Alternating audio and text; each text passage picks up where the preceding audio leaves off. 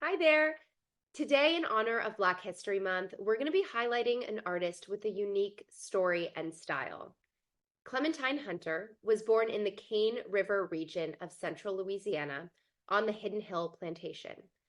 Her family moved to the Melrose Plantation, where she worked picking cotton, harvesting pecans, and doing domestic housework. Tulisa Fleming, art curator at the National Museum of African American History and Culture in DC, talks about how the Melrose Plantation was unique because it was started by a mixed-race Creole family post-Civil War. They would often host artists, writers, and thinkers of the time, and the plantation became somewhat of a salon for creatives. Hunter actually first began painting when she found some brushes and tubes of paint left behind by a visiting artist. Hunter began to paint on any and every surface she could find: drapes, wine bottles, wood planks, iron pots, really the list goes on. And Hunter recorded everyday life in and around the plantation, from work in the cotton fields to baptisms and funerals, as seen here. She also created quilts, a tradition that's been passed down for generations of African Americans. Back in Art Talk number 34, quite a while ago, we talked about Harriet Powers, an enslaved Black woman that exhibited her quilts after being freed. Here, Hunter created a quilt of the Melrose Plantation, including the Big House, the Yucca House, and the Africa House, all located on the property. Hunter was born only 20 years after the Civil War ended, but if we look at the dates on her work, they're much later in her life. She started painting actually by the time she was already a grandma. She depicted life in bright colors and simple shapes, but through her own unique lens. This piece is really unique because it shows the multiculturalism of this Black matriarch. Below the neck, she wears what looks like more European-influenced clothing, the powder blue dress and brooch. And on the top, this matriarch wears a headdress with a more traditional African pattern and colors. She painted so much that Francois Mignon, the plantation curator, brought them to a local drugstore to sell. Hunter also ended up illustrating Mignon's 1956 Melrose Plantation cookbook. And he also supplied Hunter with materials.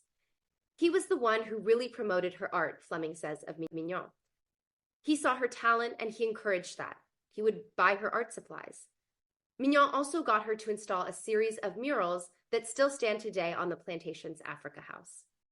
This piece is great because it shows the breadth of painting and style that Hunter did. She was completely self-taught, and so she had no allegiance or influence from any specific style or art movement and could experiment with abstract painting as well. Something interesting about Hunter's work is that she always painted men smaller and shorter than women. And here we can see that in this courtroom scene. Tulisa Fleming states that she always elevated women's work and women within her paintings. And I don't know exactly why she made the men smaller, but people say she had a lower opinion of them. In this painted jug, Hunter portrays the three wise men bearing gifts to the newborn Jesus, as well as their accompanying angel, as people of color. So by depicting the figures in this biblical tale with dark skin, Hunter proposes an alternative worldview, one that places Black Christianity and history at the center of storied narratives and important events. Here are two more examples of her brightly colored depictions of everyday life on the plantation. Hunter painted from memory, stating, quote, "I just get it in my mind and I just go ahead and paint, but I can't look at nothing and paint. No trees, no nothing. I just make my own tree in my mind, and that's the way I paint." On the right, we can see this painting called Zinnias in a Pot, punctuated by her typical bright colors. And on the left is a scene from an opera called Zinnias, The Life of Clementine Hunter. It was created in 2013 by Robert Wilson, a director and visual artist from Waco, Texas. And Clementine Hunter was the first artist that he ever met when he was 12 years old. And he spoke of her inner strength and intelligence. And we can see not only the brightly colored zinnias in the pot on stage, but also the brightly colored costumes of the women in the production. Hunter was the first African-American artist to have a solo exhibition at the New Orleans Museum of Art.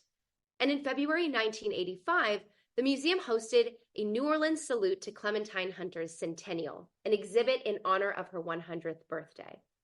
She achieved significant recognition during her lifetime, including an invitation to the White House from President Jimmy Carter and letters from President Ronald Reagan. More recently, in 2018, the National Museum of African American History and Culture exhibited her work as one of the largest collections by a single artist. And in 2019, Louisiana state legislators passed a resolution that designated October 1st as Clementine Hunter Day. Thanks everyone for listening to this week's Art Talk.